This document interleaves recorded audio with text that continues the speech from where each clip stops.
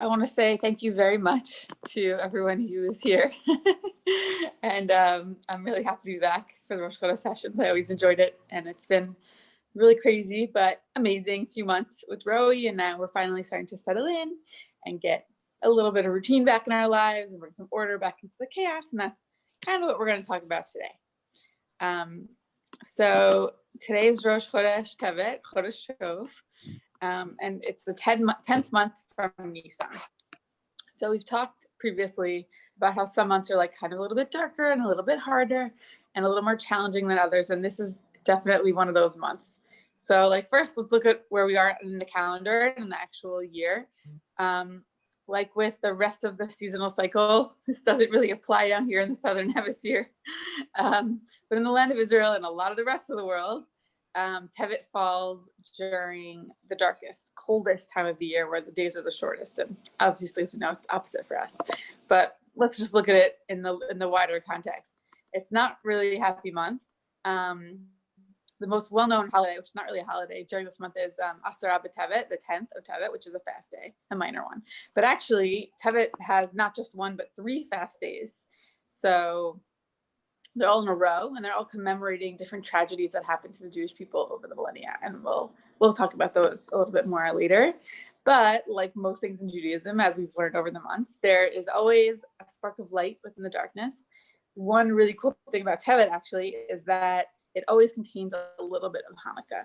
Hanukkah starts on the 25th of Kislev, which means it always extends into Tevet. And it's the only holiday on the Jewish calendar that actually like straddles 2 months.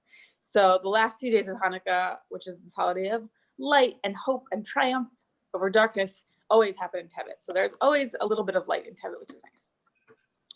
So let's look at where we can see Tevet in the biblical sources. Like a few other months, it doesn't appear in the canonical Torah, in the 5 books of Moses, but it's found in the Megillah of Esther. So we read in the book of Esther, the Tilakach Esther el hamelech Achashverosh el Beit Machuto b'chodesh ha'aseri hu chodesh Tevet b'shnat sheva l'malchuto. So Esther was taken unto King Ahasuerus into his house in the 10th month, which is the month of Tevet, in the 7th year of his reign. So basically, it's a pretty self-explanatory, which is like the first time that we hear of the month of Tevet in the Bible. It's marking the month when Esther, the most beautiful girl in Shushan, was chosen as Ahasuerus' new queen, which is a pretty auspicious event, as it turns out, because Esther is able to later influence the king to save the entire Jewish people. So there's a point for Tevet. And the name Tevet, like many Hebrew months, has non-Hebrew origins, shares its root with the word tov, which means good, and which is interesting because the month is not really a good month, but as we've learned time again, there's always a spark of goodness within everything, right?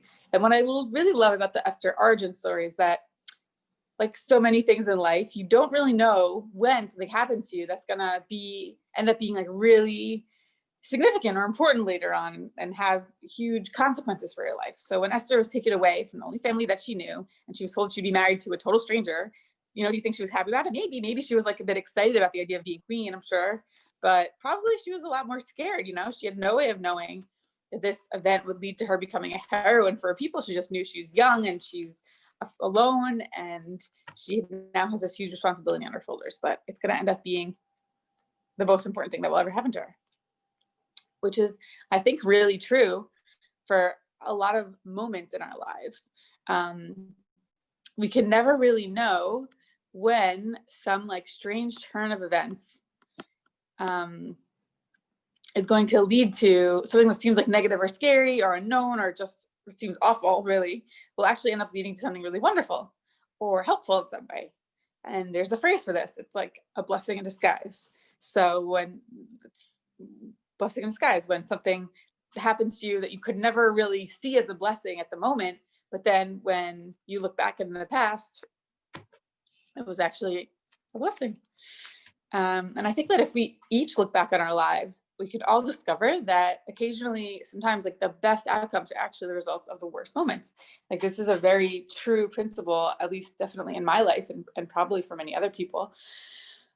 I can think of like a pretty clear example. For those of you who were at my at the talk that I gave at the Women's Auxiliary morning tea in the sukkah the first year that we arrived. You might remember the story of my journey the past few years, which started in Israel, and I have been living there.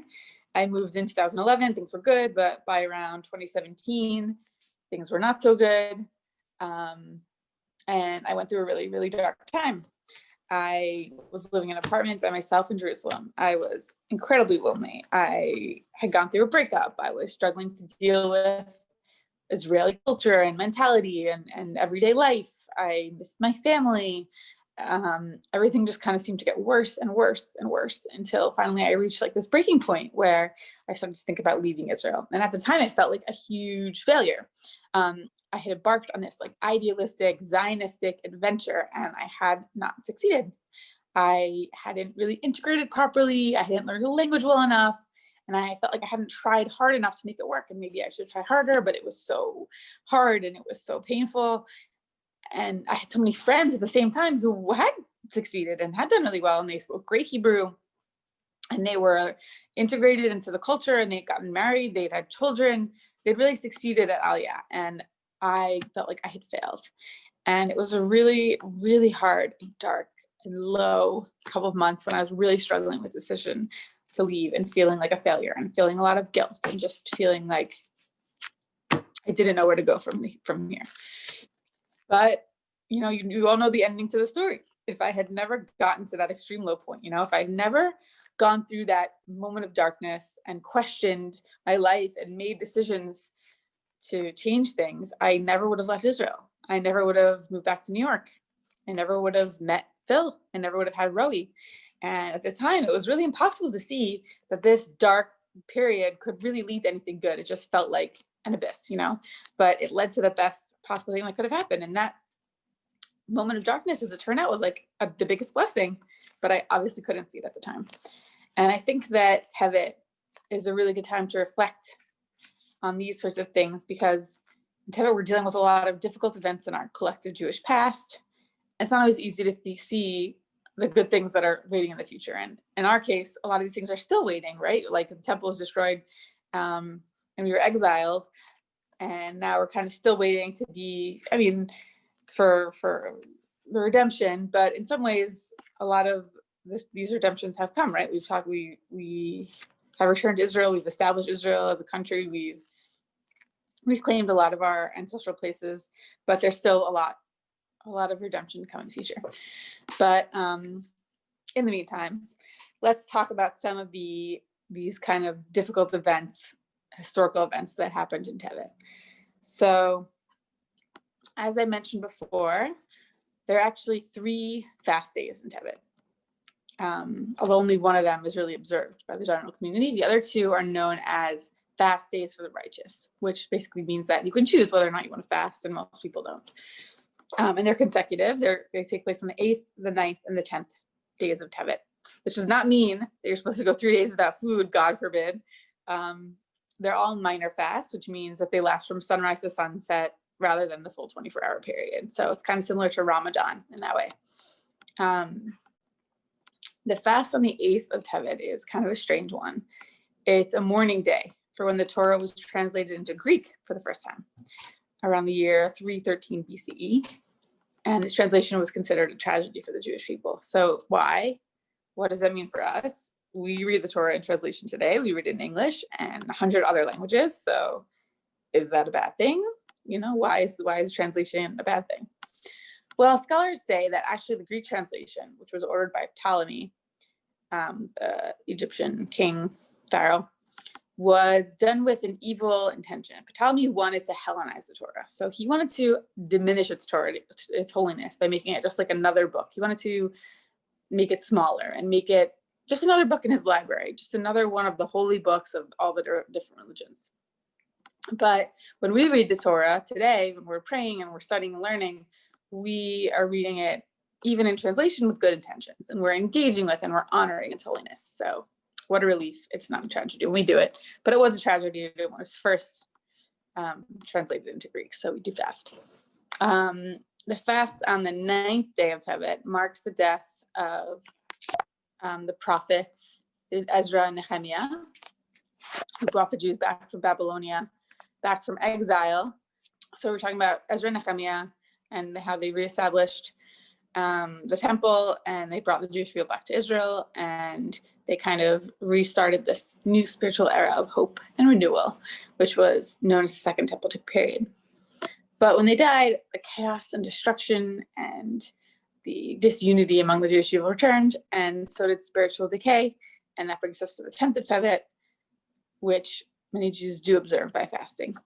So the 10th of Tevet has to do with the same thing that many of our fast days and days of mourning have to do with, which is the destruction of the temple, which occurred, as we've learned in previous Rosh Chodesh sessions, on Tisha B'Av. But the siege of Jerusalem, which culminated in the destruction of the temple, actually began on the 10th of Tevet. So it's interesting to kind of watch this thread unfold throughout the Hebrew year, right? We've talked a lot about the destruction of the temple back in Tammuz and in Av, but this is where that historical narrative actually begins. We're talking about the siege of Jerusalem when the Romans first besieged the city, and that began on the 10th of Tevet. It takes us months all the way to get to Tammuz when the Jerusalem's walls are actually breached. So this whole time, Jerusalem is under siege. The walls are breached in Tammuz, and the temple is then destroyed a month later in Av. And again, we're kind of looking at this connected string of events that have serious or real consequences that we really can't see at the beginning, but where each event inevitably leads to like the next thing in the sequence. And in this example, we're not looking at a really positive outcome. We're kind of just looking at a series of events that led to worse events. But eventually, through the centuries, we're healing and we're moving towards redemption. Which brings us to hope, right? We've spent a lot of time talking about the darkness of Tevet. We've talked about the destruction and the cold and the fasting. But now let's flip things around and talk a little bit more about heading towards the light, which is always an aspect of Jewish time and Jewish thought. And we just kind of have to discover and seek where it is and find it within that darkness. And I think that we can see that within Tevet. So let's talk a little bit about that. So the last night of Hanukkah, which is the 8th night, falls tomorrow, sadly, Thursday night, which is the second day of Tevet. This night, when we light all candles, has a name of its own. It's called Zot Hanukkah. It's not really a holiday. It's just kind of and it has its own name and its own identity within the holiday. And what Zot Hanukkah means, literally, it just means in Hebrew, this is Hanukkah. So why does the last day of Hanukkah actually need its own name, and what does that really mean? Basically, there are a lot of answers to the question, as there are a lot of answers to every question in Judaism. But what it basically means is that this last night of Hanukkah, the 8th night, kind of encapsulates and represents and signifies the whole of Hanukkah in one day.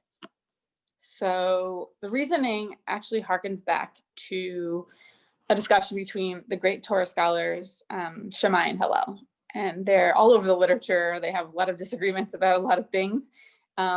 We mostly hold by what Hillel teaches, but Hillel and Shammai disagreed about how a menorah should actually be lit. Shammai said that the candles should be lit in diminishing order. So that means 8 candles should be lit the first night, 7 candles should be lit the second night, 6 candles the third night, and so on until the last night when we light 1 candle. But Hillel believed the opposite. He believed that the candles should be lit in ascending order. So a single candle the first night, 2 candles the second night, 3 candles the third night. And that's obviously how we practice today. And it's really crazy to think that we might have lit the menorah completely differently. How do you feel about that? What do you think about the idea of realizing all of Hanukkah's light and its potential in the first night, and then diminishing that light instead of increasing it? Does that feel righteous? Does that feel like Hanukkah? I mean, obviously no, because that's not what we do, but in some ways it kind of makes sense. To me, there's this real bittersweetness that comes with lighting Hanukkah candles. The first night, you're so excited, it's finally Hanukkah, you've been waiting for so long, but we only light 1 little candle, and it's kind of sad when you look at the menorah and it's just a shamash and 1 candle, and it's it's not a lot of light, It's a lonely little candle. And then every day as Hanukkah goes on and you add another candle, the menorah becomes more and more beautiful and more full of light and flame. And it's just you take the pictures, and the pictures get nicer and nicer every night. But on the flip side, as you fill your menorah with more light, you're getting closer to the end of Hanukkah. So like a menorah with 7 candles in it is so beautiful, but it's also sad because, you know, like tomorrow's the 8th night, it's not the last night. So the last night, with all like 8, 9 with the shamash shining lights, it's the most beautiful of all. It's also the saddest because it's the end. So when you look at it this way, Shammai's method actually kind of makes sense. We start with 8 lights when we're like most excited and we're happy to be in the festival, and we end with only 1 light when we're sad that Hanukkah is over. And by Zot Hanukkah, the last night of Hanukkah, we're in Tevet, which, as we have established, is a difficult month. So it kind of makes sense. We're decreasing in joy as we enter that month. So there's like a certain parallel if we see it that way, if we see it in Shammai's way of decreasing in light as Hanukkah goes on. But obviously we do not do it that way because it's not really how we live. The fundamental difference between Shammai and Hillel, which is like a thread that goes through all their discussions, is that Shammai believes in this world of potential. But Hillel believes in the world of the real. So this is a great example of that. Like, we don't live in an ideal or perfect world with fulfilled potential. We live in the real world where we work and we do mitzvot and we take actions to try to bring it closer to the ideal, but we know that we don't live in the ideal and we're not trying to live in the ideal, or we don't believe that we're in the ideal. We are trying, but we know that it's not realized. So that is why we grow in light every day of Hanukkah instead of diminish, because we're striving to get closer to the ideal. We're trying to create more light. Even if we know we're never going to reach that perfect ideal, we still want to grow in light and grow in potential, even if the potential isn't all realized. And that kind of leads us to the last thing that I want to talk about today, which is this idea of choosing hope. The title of the session, which is looking at darkness and seeing within it that spark of light. So while Tevet does represent this moment of darkness in our historical consciousness, it also represents the turning of the tide in a way. Because as we've talked about in the rest of the world, Hanukkah lands around the time of like the winter solstice, which is the shortest, darkest day of the whole year. I have a friend named Ben who lives in Israel, and he is very, he's learned and he shares inspirational thoughts sometimes on holidays and Jewish moments on social media. And a few days ago, I saw he had written a post about the light of Hanukkah this time of year, and I wanted to share it with you. He wrote about a passage in the Talmud that describes the very first winter solstice ever, as experienced by Adam, the very first man, and how this experience kind of evolved over time into the holiday of Hanukkah. And this was a new thing for me, so I hope it is for you too. The Talmud teaches that towards the end of Kislev, Adam noticed the days getting shorter and fell into despair. "Woe is me," the first man cried. "Perhaps because I sinned, the world is becoming dark around me and will ultimately return to the primordial state of chaos and disorder." So for 8 days, Adam fasted and prayed to prevent the world from spiraling into endless darkness. Adam didn't know that at the end of the month, it gets darker before it gets lighter again. This is the first time that he experienced this. But then suddenly, with the new moon of Tevet, he noticed the days were getting longer again. The light was increasing and the darkness was receding. To celebrate, he instituted an annual holiday of 8 days. According to the Talmud, this is the spiritual birth of the holiday that would later be known as Hanukkah. It's not exactly, we don't celebrate it the same way now, because we celebrate Hanukkah as a triumph of the small band of Jewish warriors over Roman oppression, right? So this is really a new, for me, interpretation of Hanukkah, and I really love it because it brings some light and hope into the dark month of Tevet. And it brings this idea that Rosh Chodesh Tevet, which is the coming of the new moon, actually symbolizes the return of light after the darkest of days. Now again, here in Australia, where the sun is shining, well, not right now, but the days are long and they're warm, the ideas don't quite apply the same way. But I think if we zoom out a bit and look at the wider context of where the world is right now, I think it really applies perfectly, because isn't it cool that the very first COVID vaccines are being given on Hanukkah? How perfect is that as an example, like a very real example of light in the darkness? And I've been thinking about this a lot, but I have to share with you another social media post. I've been spending a lot of time on social media, from a friend of mine, Rachel. She is a nurse in New York. For the past 8 months, she's worked in a COVID unit in a hospital, and she's faced firsthand the most intense, tragic, and difficult aspects of this pandemic. You know, she's not sitting at home watching it unfold. She's on the front lines. And just a few hours ago, Rachel was actually privileged to give the very first COVID vaccine at her hospital in New York City, which is one of the earliest and worst hit cities in all of America and the world. And she shared a really beautiful thought, which connected this incredible event with Hanukkah. And it's absolutely inspiring, and I really want to share it with you. So Rachel wrote, "Holding the vial in my hand, I felt a glimpse of what the Hanukkah story is all about. Good fighting against evil, coming together, banding as one, to defeat that which has oppressed us, taken away our freedom, and sought to destroy life as we know it. And this little vial, discovered amongst so much destruction, serving as a beacon of hope for a better tomorrow, shining light into an unbelievable darkness. Like the tiny jug of oil, which was only the start of the rebuild, this vaccine is the start of our forward progress. We still have so much work to do together. There are still masks to be worn, distance to be made, and hands to be washed and then washed again. But this today is a victory. It's a victory for science. It's a victory for what unbelievable feats we can accomplish, and it's a special victory for my fellow frontline workers who prayed for today for an answer. This victory, this vial of hope, belongs to all of us. Today, we are the Maccabees, and we can each light whatever our personal menorah is with immense pride." So that gives me chills. I don't know about you, but that really spoke to me as just like a beautiful idea about kind of coming out of this almost year-long struggle that we've had that is ongoing with this pandemic, but we're really seeing the light now at the end of the tunnel as people all over the world are getting their first vaccines. And I thought this was a really cool story to share with you guys.